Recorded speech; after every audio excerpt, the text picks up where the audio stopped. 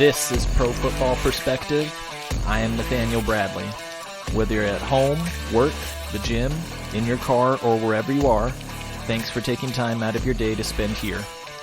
Pro Football Perspective is available on Apple Podcasts, Spotify, Amazon Music, and YouTube. And of course, be sure to follow on Instagram at Pro Football Perspective.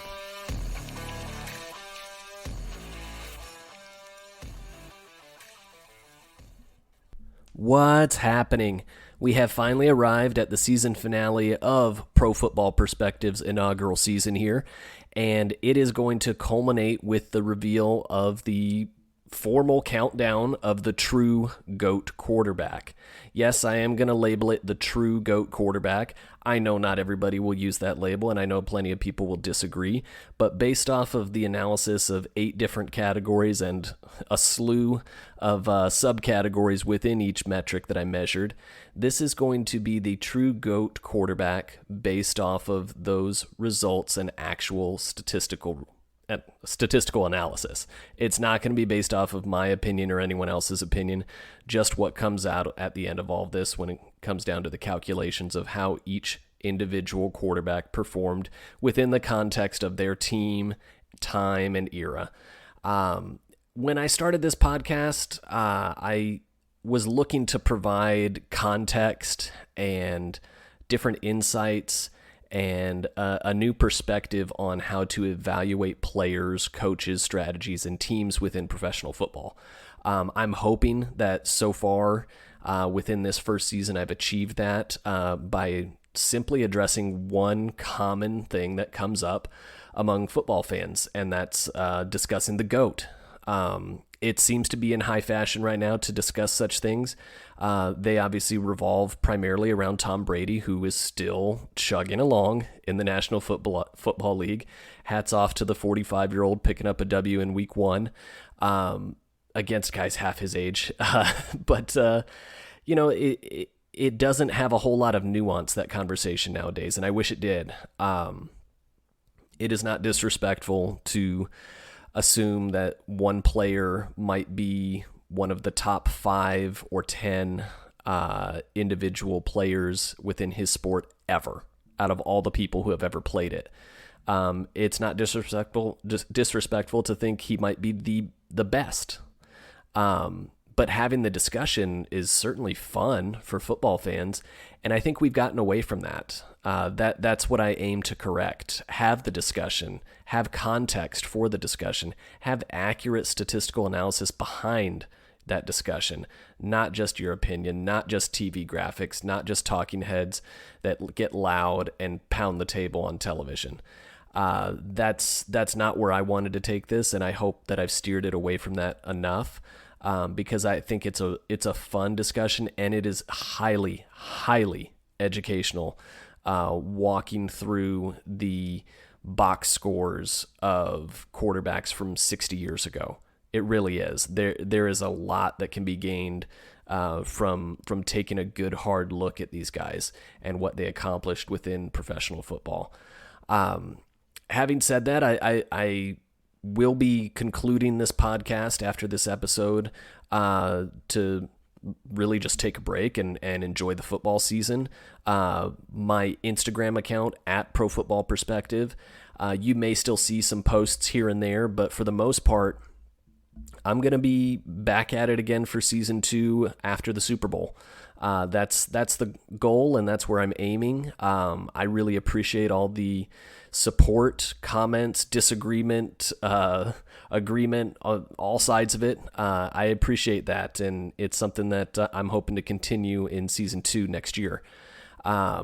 Without further ado, though, let's kind of get a recap going on where we're at and where we're going on this episode. So when I began this podcast, I kind of came up with this GOAT group, 16 quarterbacks I thought had some type of claim as the greatest of all time. They may not be as common as some names that may come to your mind or someone else's mind, but I think somewhere within these 16, we can agree, like, okay, somewhere in that group, that's the guy. And for some people, it could be a different person than yours. But in alphabetical order, there's Sammy Baugh, Terry Bradshaw, Tom Brady, Drew Brees, John Elway, Brett Favre, Otto Graham, Peyton Manning, Dan Marino, Joe Montana, Aaron Rodgers, Bart Starr, Roger Staubach, Johnny Unitas, Kurt Warner, and Steve Young. Now, when I was selecting these quarterbacks for evaluation, the only caveat I had was have to have a minimum of 7 seasons in which they played at least 7 games. That's it. That was my caveat. I've walked through a couple of different times. Hey, maybe you don't think a certain era belongs in the evaluation because the game has changed so much. Or maybe you think you have to play for 10 seasons, not 7. And if that's the case, that's fine. I'll go over those at the end as well, because I went ahead and covered myself there and evaluated just the quarterbacks that qualify in that type of category as well. But we've been through 8 separate categories with tons and tons of data and numbers being thrown around. I applaud those of you that have listened through the podcast and not just used the Instagram profile to kind of follow along. But the Instagram profile is extremely helpful at Pro Football Perspective.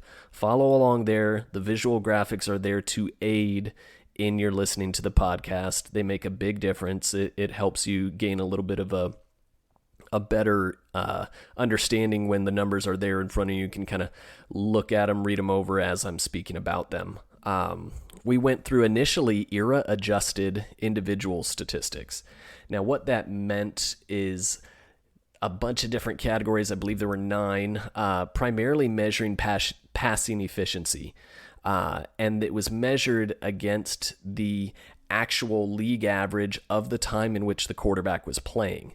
And what we learned from that metric was that guys like Otto Graham, guys like Steve Young, Sammy Baugh, Joe Montana, Roger Staubach, they were outperforming their counterparts during that particular time they played in by a wide margin on an individual basis. Okay, that metric did not measure team success. It didn't measure playoffs. It didn't measure any kind of quarterback mobility or rushing ability. It was strictly passing efficiency, which is a great metric. I mean, that they're a quarterback. Their job is to throw the football. You know what I mean? But it's not the only thing that counts. So that was one category we measured. And on the flip side of that, out of the 16 quarterbacks, somebody has to be last. Okay, that doesn't mean they're the worst in the NFL during their career. It just means that compared to these other 16 guys, they weren't quite outpacing their peers as much. That's all. Terry Bradshaw, John Elway, Bart Starr, Brett Favre, those are the guys that kind of fell towards the bottom of that particular metric in era-adjusted individual statistics. And then, from there, we went on from the individual passing efficiency to defensive support. And I went down that route simply because I really do believe that team success has a strong correlational, if not a causation relationship with defensive support. The better a defense plays, the more likely you are to win. I just believe that and think that's true.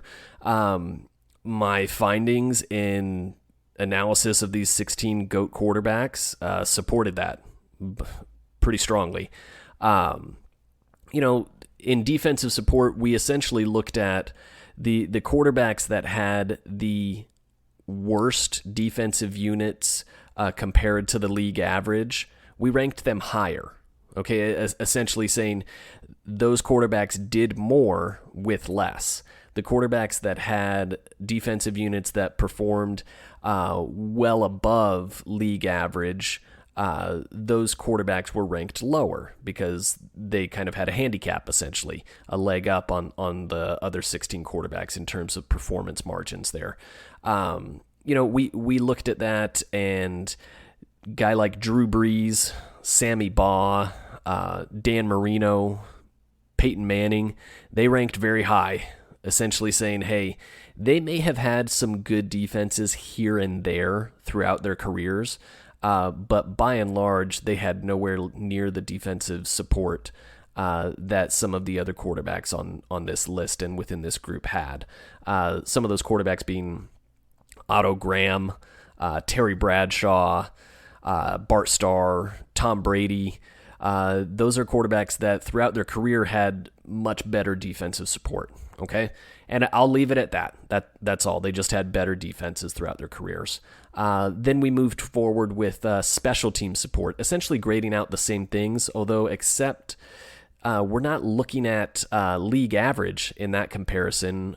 We looked at how did a particular quarterback's special teams units compare directly against their opponents throughout their careers. Okay, so directly against their opponent week to week, season to season throughout their careers. Again, the better special teams units a quarterback had, the lower that quarterback was ranked. And the worse special teams units ranked the quarterback higher. Again, because we're looking at saying that this guy did more with less, okay? So we saw Aaron Rodgers and Peyton Manning, Drew Brees, and Steve Young kind of rise to the top there as quarterbacks that really, for the most part of their career, with the exception of a few seasons here and there, they had below average special teams support. Their opponents were consistently outperforming their own team's special teams. Quarterbacks that had fantastic special teams support was, again, Otto Graham, Tom Brady, and you had Terry Bradshaw and Sammy Baugh all kind of experienced a little bit of a cushion from their special teams throughout their careers. The next metric that we moved into looking at was the ever so controversial team success category. And I say controversial because I was not basing this off of just strictly, hey, who won the most championships? You know, if that was the case, Otto Graham and Tom Brady were light years ahead of everyone else with 7 titles apiece. What I actually looked at, I looked at strength of schedule. I looked at winning percentage. I looked at postseason winning percentage. I looked at championship appearances, and I looked at championships as well. But I did it all on a per season basis. Okay. And initially my findings I felt like they left something out. Okay. Because I don't think enough credit was given to guys like Otto Graham and Tom Brady, or even Bart Starr for that matter, with 5 titles. I don't think they were given enough credit for that title. I was attempting to try to neutralize the idea of somebody just racking up wins, which I don't think is fair because the seasons have been different lengths throughout many of these guys' careers. So I didn't think wins was a great way to really dictate who the best was within a category. So I did it based on winning percentage. And okay, that's great. Now, how about championships? Well, that's one thing that doesn't change season to season. There's always one champion at the end. So it doesn't matter if it's a 10-game season, a 14-game season, a 16-game season, or a 17-game season. And it doesn't matter if you played in 1936 or 2006. There's always a champion at the end. And so that I felt like did have the value to kind of revisit that metric and account for who had the most championships. Now, I didn't just flat out say who had the most championships. It's who had the most championships above or below the average of the group. Okay, so 16 guys, some of them won one Super Bowl. Dan Marino didn't win any. Tom Brady won 7. Otto Graham won 7 titles. Then you got Peyton Manning has 2. John Elway has 2. So what I did was I ranked them how far above or below the average of the group were they. And I kind of factored that back into my team success scores, still leaving in strength of schedule because I do feel like that has bearing and merit And I left the other categories alone and kind of came up with this big amalgamation of team success to really give you an idea of, hey, if you were just starting off with one of these quarterbacks and you picked a season out of a hat, what was your likelihood of success, and how high of a success can you count on with any given quarterback? And the highest score there would indicate, hey, given strength of schedule, given what they did in the postseason, given what they did in terms of championship appearances, given what they did in terms of championships, here's the level of success you could expect if you just pulled a season out of a hat from any one of these quarterbacks' careers. So I thought that was a better way to analyze it, by adding in that counting stat of total championships as well. So I did. I went ahead and I've said all along that counting stats are bunk in my book. I'm not interested in how many yards somebody throws for. I'm not interested in how many wins someone has. I'm not interested in how many touchdowns someone has, because all of that just gets bigger the longer you play. Having said that, playing a long time is a big deal. So I looked at longevity and durability. Okay, not just longevity, because I do think it's important to have a quarterback you can count on. Are they injury riddled? Are they missing games a lot because of nicks and dings? Are they missing games because of severity, of an injury? Are they missing games because of performance? Are they missing games because of suspension? Are they missing games, period? So durability factors into it a lot. And, I looked at the durability of all 16 quarterbacks. I looked at the longevity of all 16 quarterbacks, and I came out with, Brady and Favre were within decimal points of one another, outshining everybody else by a wide margin. Favre more so because of his durability, although he did have a ton of longevity, and then Brady because of his longevity, and he has really good durability too. And guys like Peyton Manning and Drew Brees are right up there too. Guys that did not, have as great of a longevity and durability scoring compared to the other 15 quarterbacks are guys like Kurt Warner, Joe Montana, Terry Bradshaw, and Otto Graham. For one reason or another, they either had short careers, injury-riddled careers, something like that, but they just didn't have quite the staying power that the guys at the top of that list did have. The next metric I looked at was playoffs performance. Now, playoffs performance was essentially a microcosm of all of these statistics, kind of rolled up into one little petri dish to experiment on just for the playoffs. I looked at their individual output compared to the average of the other 15 quarterbacks. I looked at their winning percentage, their championship percentage per postseason appearance.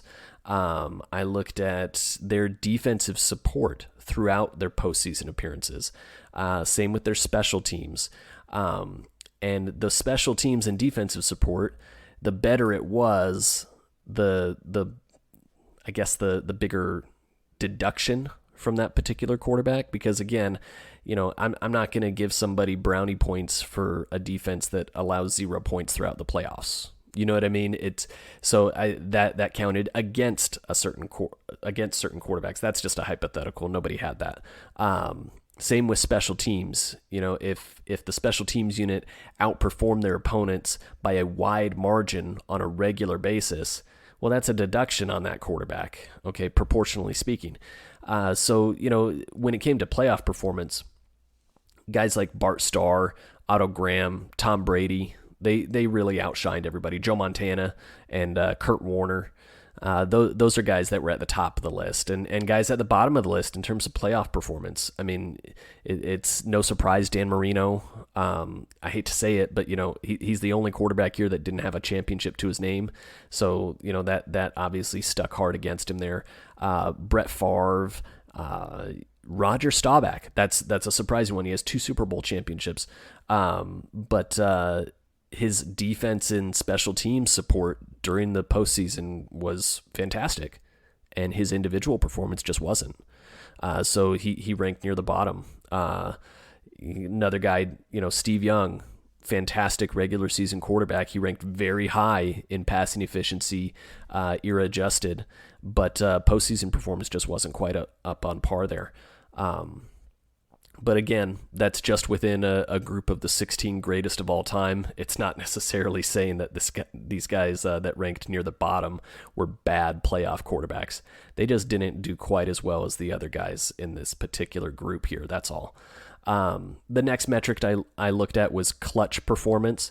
This was based heavily on game-winning drives, fourth quarter comebacks, winning percentage in one-score games, fourth quarter touchdown percentage, one-score game touchdown percentage.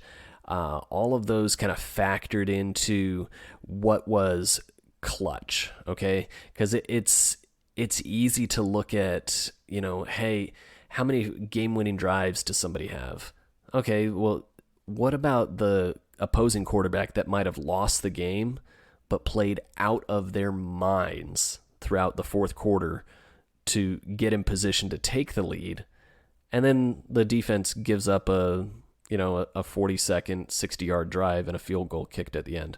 Does that make the quarterback that lost the game less clutch? No.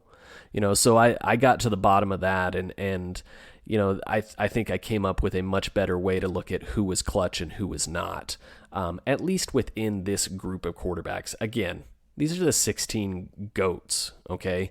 You're looking at, if somebody ranks last in any of these categories, odds are they're better than just about everybody else who's ever played the game, okay? So within the clutch category, though, Peyton Manning ranked out as number one. You had guys like Sammy Baugh, Tom Brady, Drew Brees, Dan Marino. Those guys were at the top or near the top of the list there. Near the bottom, you had guys like Bart Starr and Terry Bradshaw, Steve Young, Kurt Warner.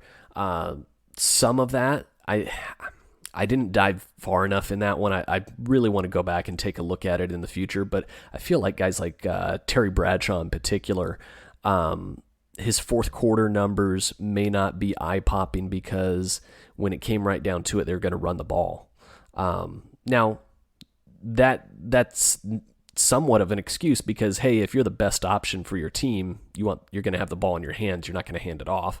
So that's part of it. But he just flat out may have not gotten as many opportunities to produce in the fourth quarter in terms of the passing game.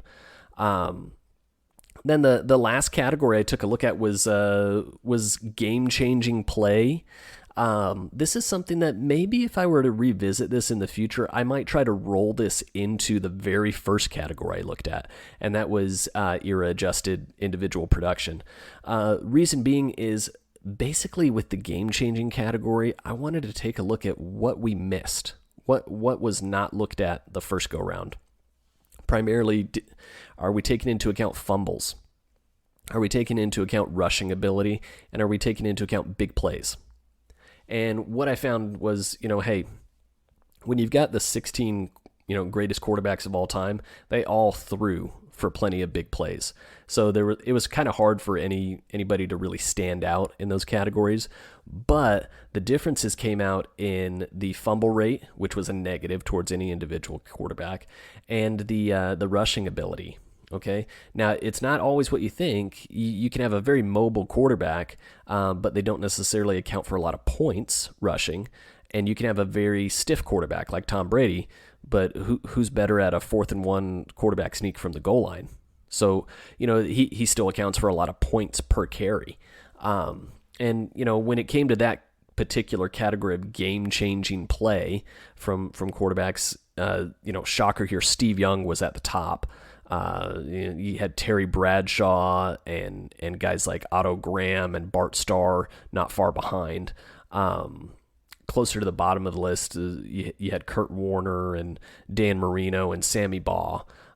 Some of that was because guys like Dan Marino just flat out, they never ran the ball, no rushing ability. Guys like Kurt Warner had fumbling issues. major hand surgery issues throughout his career that caused a lot of fumbles. So, different reasons for different guys there, but I took a look at game-changing ability there too and factored that in. And that gave us,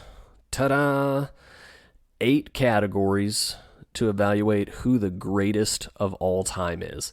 I covered just about everything, but there were things I did not cover. There were people I didn't cover. I mean, let's be real here. All the quarterbacks that ever played in the NFL, I left a lot of people out, but I feel like the list is pretty solid here. As far as what I didn't count or account for, as I said, counting stats.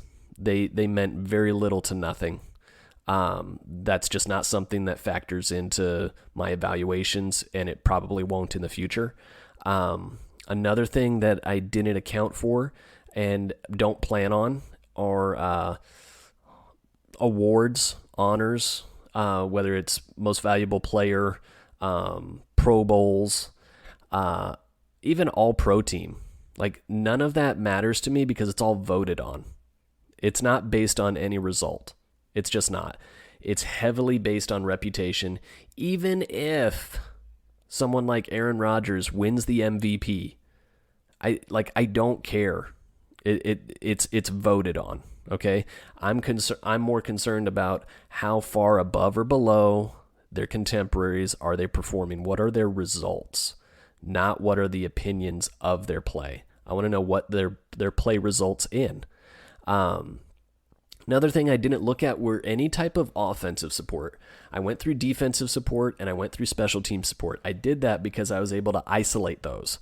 You can isolate defensive support and special team support away from quarterback play to the point where you're not going to convince me that, Terry Bradshaw just had that grit and really made that Steelers defense go because he was the leader in the locker room. No. The Steelers defense was the Steelers defense and Terry Bradshaw was the quarterback. Totally separate. One didn't affect the other. And the results show that, okay? When you measure the right aspects of a team and their results, you can isolate things away from quarterback play. When it comes to any type of offensive support, I struggle. I'm open to suggestions, but I can't say, oh, well, this quarterback succeeded because they had an awesome running game. Well, tell me how you isolate the running back from the quarterback on any given play. You can't. Is it possible that a running back gained a bunch of yards because the defense is constantly, unable to put 8 men in the box? They just can't ever do that because the quarterback that's under center. Same with wide receivers, this quarterback had 2 all-pro wide receivers. Well, maybe they were all-pro wide receivers because of the quarterback, this quarterback had 3 all-pro offensive linemen. Well, maybe they're all-pros because they never gave up sacks because he was always getting rid of the ball. Or maybe they were all-pros because he threw for a ton of yards and it just looks good and it's hard to evaluate offensive line play. I struggled with that, so I left it alone. Not going to mess with it because it's too difficult to isolate away from the quarterback play itself and the influence that the quarterback could have on any particular position group while he's on the field. I thought it was much better to just look at the defensive support and the special team support there when the quarterback is flat out not on the field.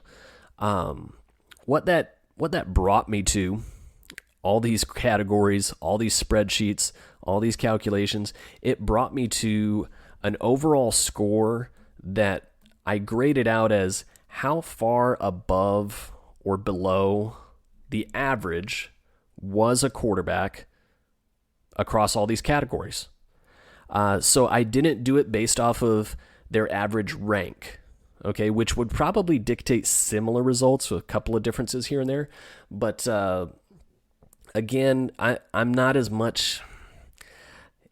ranking these quarterbacks would be, different if I just stack ranked and said, okay, this quarterback averaged a 4.5 ranking across all categories. That's somewhat helpful, but there's going to be some categories where they barely edge somebody out, and so they get a full ranking ahead of them. And then there's going to be some categories where they're massively outperformed by another quarterback, but they're only one ranking below them. So I'm not sure that that's the best way. It is a way, and I can go through that too, and I probably will, and I'll put those figures together and post them later in the season just for somebody to say, oh, look, it's different. So I'll look at that, and I can do that too. But for now, what I did was just how far above or below the average per category were any of these given quarterbacks. Interesting results, probably results that will no doubt upset or surprise or both. But away we go. Be sure to follow along on Instagram at Pro Football Perspective. I'll have these graphics up for you to take a look at. And here we go. Coming in at number 16 in the True GOAT ranking, we've got Kurt Warner.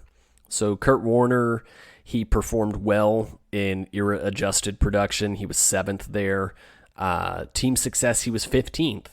Okay, so a little bit of a dichotomy there, in difference there. Clutch play, he was 13th among these quarterbacks. Playoff performance, he was 4th. Okay, some more Jekyll Hyde. Game-changing play, he was 16th out of the 16 quarterbacks. Again, primarily due to his fumbling. Defensive support, he was 5th. Okay, so he did a lot with very little in terms of defensive support. His longevity and durability, he was 14th. Special team support, he was 5th.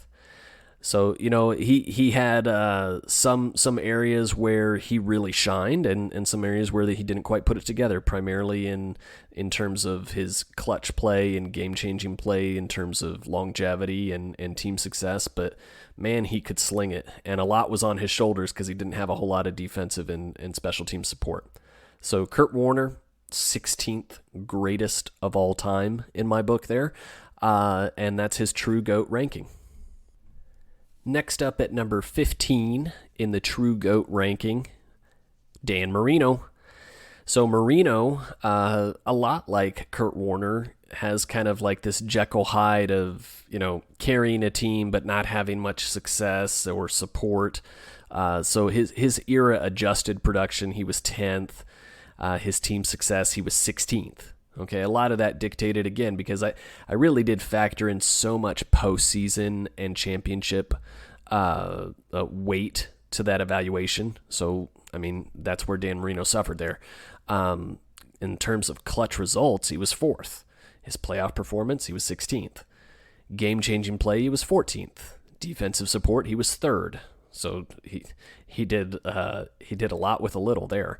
Longevity and durability, he was 5th, and his special team support, he was 6th. So he operated, well without much special team support either, in terms of, his opponents constantly outplaying his own team's special teams. But there you go. Dan Marino, 15th greatest quarterback of all time in this particular ranking. I'm really, really, just amazed at how his name continues to come up in these conversations, even though he never won a championship. And God, I'm sure he's sick and tired of hearing that. But Dan Marino at number 15. Number 14 in True GOAT ranking here is Sammy Baugh. So Sammy Baugh's era-adjusted production was 3rd among this group. His team success, though, was 14th. His clutch results, he was 2nd. Playoff performance, he was 11th. Game-changing play from Sammy Baugh was 15th. Defensive support was 2nd. Longevity and durability, he was 9th, and his special team support was 13th. So he had a lot of the same thing. We're seeing a lot of that Jekyll and Hyde here, where there's a high rank in one category, low rank in another. He really played in a time that the forward pass was just coming into its own, and he kind of picked it up and threw it better than anybody of that time. And he made the most of what he had. Didn't quite stack up in some of the metrics compared to this particular group, these other 15 greats, but certainly stacked up during his day against his peers, that's for sure. Sammy Baugh at number 14. And then that brings us to number 13 in the True GOAT ranking, and that's Brett Favre. So Favre's era-adjusted production was 13th. His team success was 13th. And then his clutch results, he was 9th, kind of middle of the pack there. Playoff performance, he was 14th. Game-changing plays, he was 12th. Defensive support, 7th. Longevity and durability, number 1. Although, as I've mentioned multiple times, that's going to change within a couple of weeks here. Tom Brady will surpass him in terms of that particular metric, but not by much. I mean, they're neck and neck right there. And then Brett Favre's special team support was 9th among this GOAT group. So, kind of mid-pack for most of these categories, with the exception of longevity and durability, and, ranking kind of low in the playoff performance there of 14th. But, that's far for you. A little bit of Jekyll and Hyde, but it's kind of surprising that some of these results, the game-changing plays, 12th, well, he probably led the league in pick sixes and things like that, so I guess that kind of factors into it. But, Brett Favre coming in at number 13 in your True GOAT ranking. And now number 12 in the True GOAT ranking is number 12. Not that number 12. Terry Bradshaw. So Bradshaw's era-adjusted individual production was 16th. I half chuckle there, because did anybody really expect him to rank, near the top in that particular category? No, that just wasn't him or how he played. Team success, he ranked 5th. Clutch results, he ranked 15th. Playoff performance, he ranked 6th. Game-changing play, he was 2nd. Tons of mobility with Bradshaw that I'm not sure people really understand, because he kind of picked and chose the key moments of the game to make plays. And it just resulted in points and first downs and big chunk plays. But Bradshaw's defensive support, 15th. Okay, he had a great defense, duh. Everybody knows that. Longevity and durability, he was 15th. And special team support, he was 14th. He had great special teams play as well. Both of those, defensive support and special team support probably factored in a little bit to his team success. And it's okay to say that. It's not disrespectful. But Bradshaw, overall here, his True GOAT ranking, number 12. Number 11 in the True GOAT ranking is John Elway. So Elway's era-adjusted production was 15th. His team success, 9th. Clutch results, 12th. Playoff performance, 9th. Game-changing play, 8th. Defensive support, 6th. Longevity and durability, 7th. Special teams, 11th. Elway, went out on top with his best individual season, too. That was true riding off into the sunset there. And he comes through at number 11 in the True GOAT ranking. And now number 10 in the True GOAT ranking is Roger Staubach. So Staubach's era-adjusted production was 5th. Team success, 8th. Clutch results, 11th. Playoff performance, 15th. Game-changing play, 5th. Defensive support, 11th. Longevity and durability, 10th. And special teams support, 8th. So really, his low mark here was the playoff performance. Just, not something I guess you really typically associate with Staubach, but based off of the analysis here, yeah, that's where it landed. But Roger Staubach coming in at number 10 in the True GOAT ranking. And that brings us to maybe the most controversial entry within this True GOAT ranking.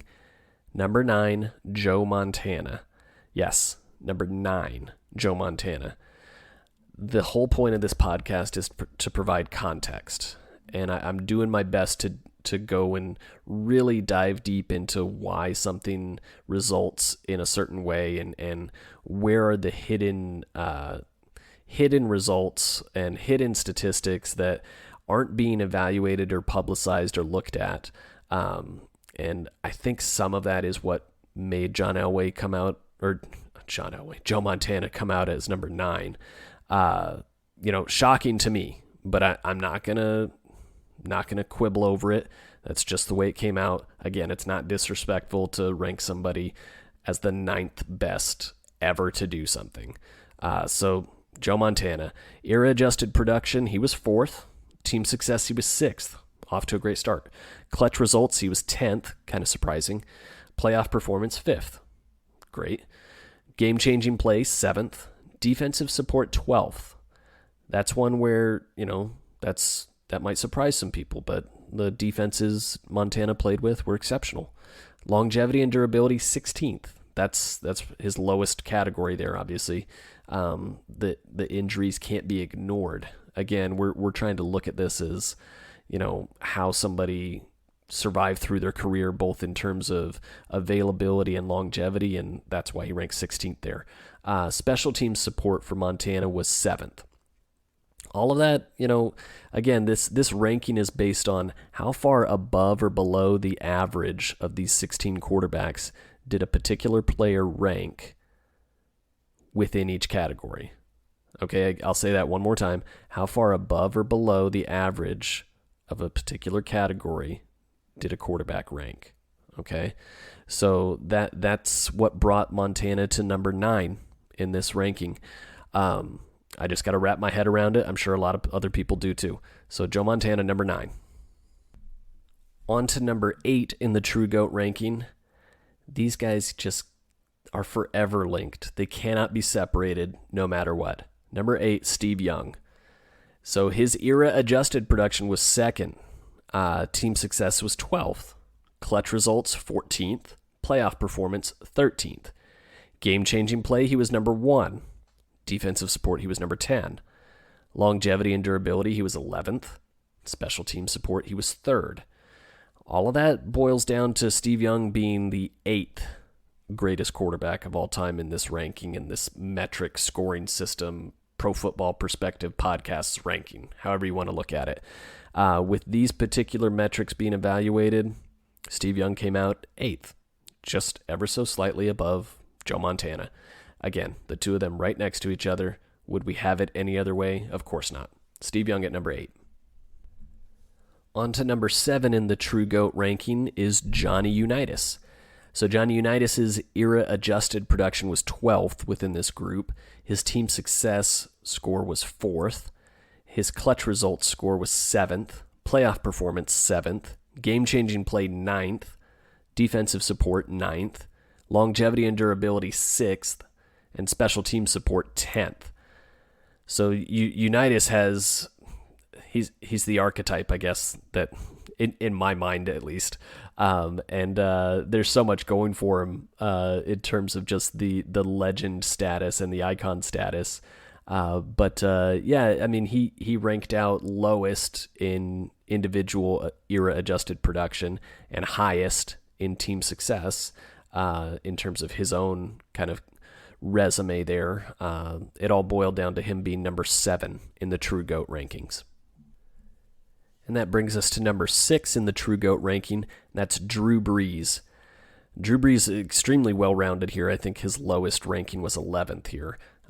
So his era-adjusted production, he was 9th. His team success, 11th. His clutch results, 5th.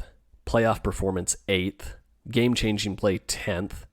Defensive support, 1st. Longevity and durability, 4th. And special teams, 4th. So again, defensive support and special team support, the higher that person is ranked, that means the worse that particular unit was. So basically what we're saying is Drew Brees had the worst defense of these 16 quarterbacks and the 4th worst special teams of these 16 quarterbacks. Yet he still managed to have the 9th best era-adjusted production, 5th best clutch results, the 4th best longevity and durability, things like that. So all that boils down again to Drew Brees being number 6 in the True GOAT rankings. And then on to number 5 in the True GOAT ranking, number 12 in your playbook. Man, there are a lot of number 12s within this GOAT group. I just kind of realized that. One of 2 active players within this GOAT group, Aaron Rodgers.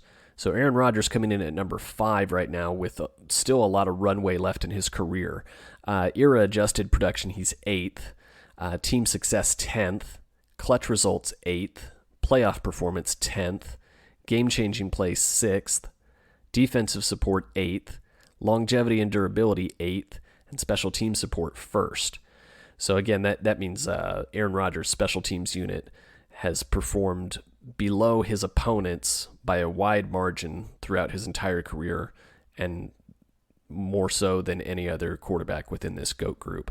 Aaron Rodgers' lowest category rank is 10th. I mean, he's pretty well rounded. He's pretty good. I think is what I'm trying to say there. Aaron Rodgers, 5th in the True GOAT ranking. And now number 4 in the True GOAT ranking, another number 12, another current player, Tom Brady. Yeah, I said it. I almost winced when I said it because I'm worried about all the people screaming, saying, no, no, no. Yes, Tom Brady, 4th in the True GOAT ranking. His era-adjusted production is 11th. His team success is 3rd. His clutch results, 3rd. His playoff performance, 3rd.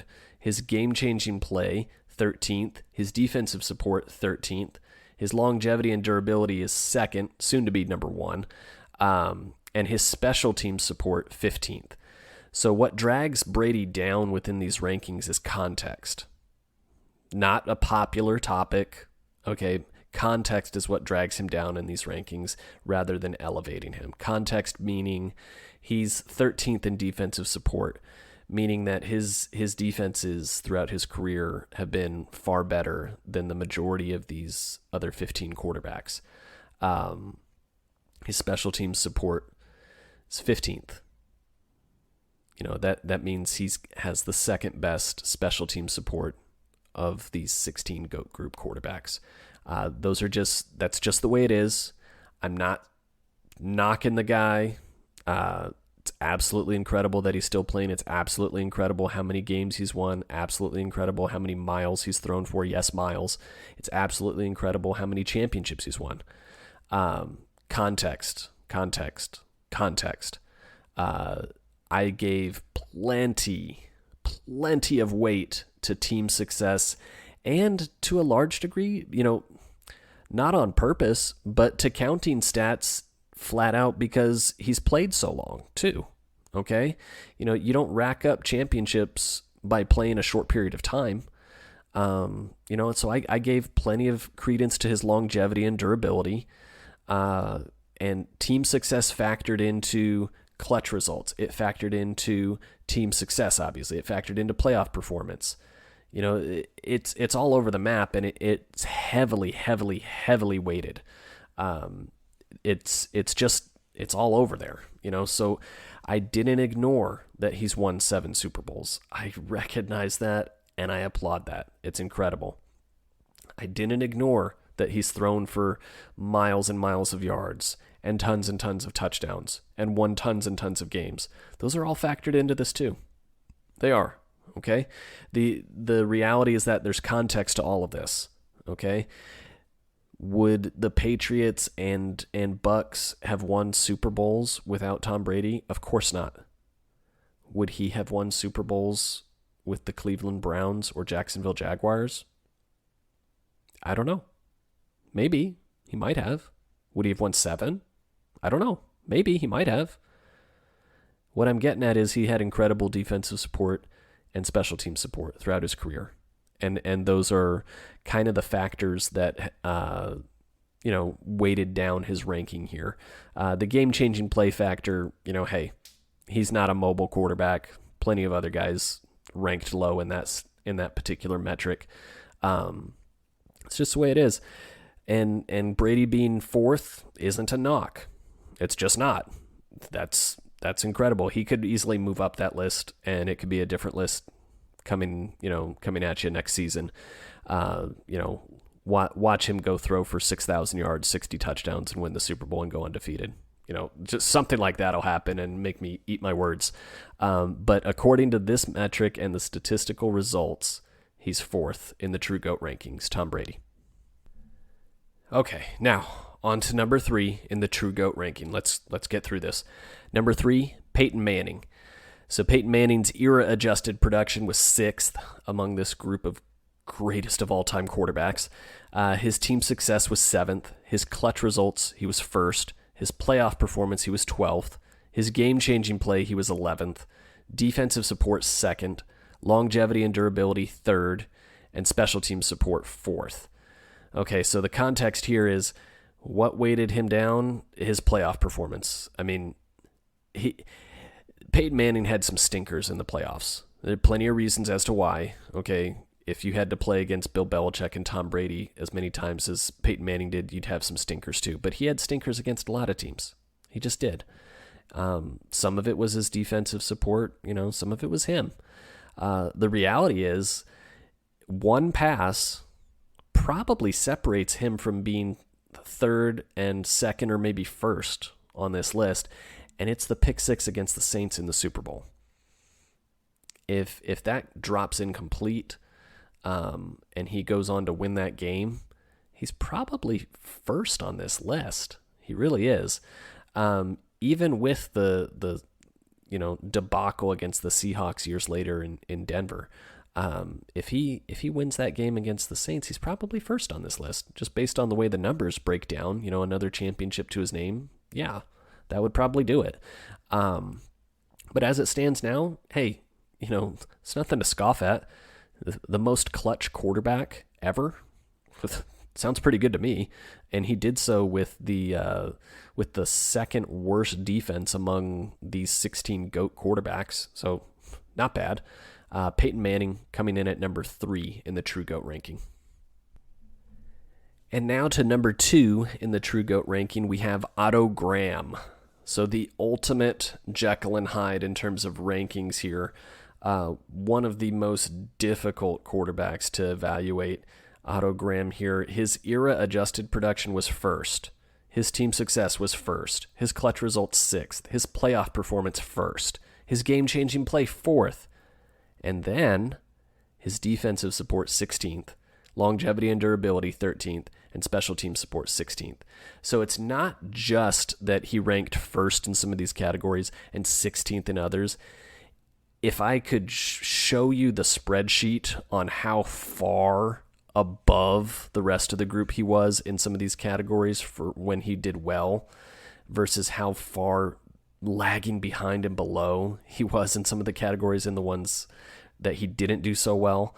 Bottom line is he might have been the best player on the best team. That's all it was.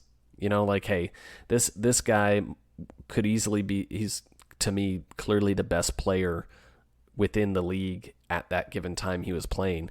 But he also had the best defense and the best special teams. You can't ignore that. The guy won 7 titles in 10 years. And he played in 3 of the other championship games. So he was in the championship 10 straight years. 10 straight championship appearances and 7 titles. It sounds funny to even say it out loud, but was it all due to him? Well, they probably don't go to the championship every year without him, but they did have the best defense and they did have the best special teams by a lot. So that's the tricky part of this whole thing in trying to gain context here. No denying he's great. So great, he ranks number 2 in the True GOAT ranking. Otto Graham. And that brings us to number 1 in the True GOAT ranking. Is he the greatest quarterback of all time? According to this evaluation, he is. None other than Bart Starr. So Bart Starr did not have eye-popping stats individually. Okay, that's the part that scares people or makes people maybe miss him in this evaluation. His era-adjusted production was 14th among these 16 quarterbacks. His team success was 2nd. His clutch results 16th. Playoff performance 2nd. Game-changing plays 3rd. Defensive support 14th. Longevity and durability 12th. And special team support 12th. So a lot to unpack there, okay? So the guy balled out in the playoffs. Far above his regular season output. He just went nuts in the playoffs. Mistake-free football. He went crazy in the playoffs. So he had an exceptional playoff performance. But his era-adjusted production wasn't that high because that's a regular season evaluation. His team success, very, very high. His clutch results, 16th. Again, is this... It's weird. Here he is. He's one of the top playoff performers, yet his clutch results were very low. Meaning, we're looking at, with clutch results, win percentage in one-score games, game-winning drives, fourth-quarter comebacks. We're looking at fourth-quarter touchdown percentage, one-score touchdown percentage. And we're looking at those things, and it's like, was he just handing the ball off a lot? I don't know. But he came out 16th out of 16 there. Defensive support, he was 14th. Well, the Packers had a fantastic defense while he played. Okay? Then bottom line. Special team support, 12th. Again, Packers had fantastic team, period, including their special teams. Longevity and durability, 12th among the 16 here. Again, that's not saying that was a low grade compared to the average NFL quarterback, just low grade compared to the other 15 in this GOAT group. His game-changing play, 3rd. Okay, he was much more mobile than people want to give him credit for. And he threw bombs too. So, unpacking this, you kind of have to, again, kind of shift your perspective a little bit and really take a hard look at the context and the results in front of you, not the reputation. I'm sure there was a period of time when Bart Starr was the unquestioned GOAT, right around when he retired or towards the end of his career. But things change over time. People fall in love with different types of quarterbacks and different types of play and different types of results and different eras and what's in front of them. And they forget. And we forgot about Bart Starr. I did. I'll admit it. I forgot about him. Not entirely. I'm not saying I forgot about him. Just I hadn't thought that he would rank at the top of this evaluation. And that's the way it came out, and it wasn't particularly close between Starr and Autogram. I mean, yeah, I guess it's close because we're splitting hairs anyway, talking about the greatest quarterbacks of all time. But yeah, he scored very high. And it's because even in the categories where he scored low, it wasn't by a wide margin. That's all. I'm just kind of taken aback by it. Even though I've known these results for weeks now, and I'm just now sharing them with you, the listener, saying it out loud, it's kind of like, wow, whoa, Bart Starr, he's the greatest quarterback of all time. At least according to me and my statistics and my spreadsheets and my calculators and everything that I put into this podcast and the hours I spent doing it. That's all. But it's hardly even my opinion. If somebody asked me who the greatest of all time is, I might not say Bart Starr, but that's what these results say. And so that's where we're at. It's something that you can use. That's what I'm getting at. I want folks to use these metrics, the methods behind how we evaluate players. Look at different things. Don't look at one graphic on a television screen. Don't look at one person shouting on a television screen. Don't look at one highlight shown on your phone. Take a look at these guys and how they play, and you'll find things you didn't know were there. Bart Starr being at the top of the list is an example of that. I found things I didn't know were there. And Bart Starr is the result there. He's number 1 in the True GOAT ranking. Okay, now quick recap on our True GOAT rankings.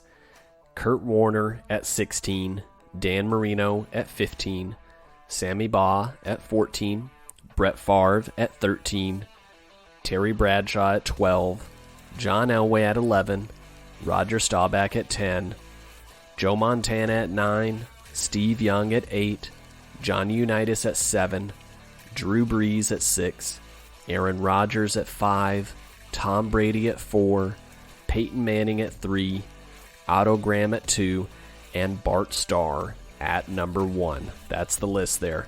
Now, I know there are some folks out there thinking, what about leaving out those old-timey players or players that didn't play long enough? Make it 10 seasons, make it modern era only.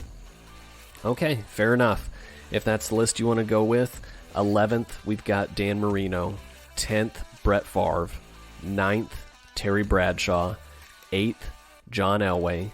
7th, Joe Montana. 6th, Johnny Unitas. 5th, Drew Brees. 4th, Aaron Rodgers. 3rd, Tom Brady. 2nd, Peyton Manning. And 1st, yet again, Bart Starr. So doesn't matter how you slice it. That's the way it came out. And it's not okay to scoff at this and say it's wrong just because you don't like it, take a look at the numbers and then get back at me. Thanks again for joining Pro Football Perspective. It's been an incredible experience in this season. I really do appreciate all the following, agreements, disagreements, all of it. It's all awesome. Thank you so much. I will return next season with more from Pro Football Perspective. So be on the lookout for that, February, March, somewhere in that time range. Again, Pro Football Perspective is available on Apple Podcasts, Spotify, Amazon Music, YouTube, and be sure to follow along on Instagram at Pro Football Perspective. I'm Nathaniel Bradley. Deuces.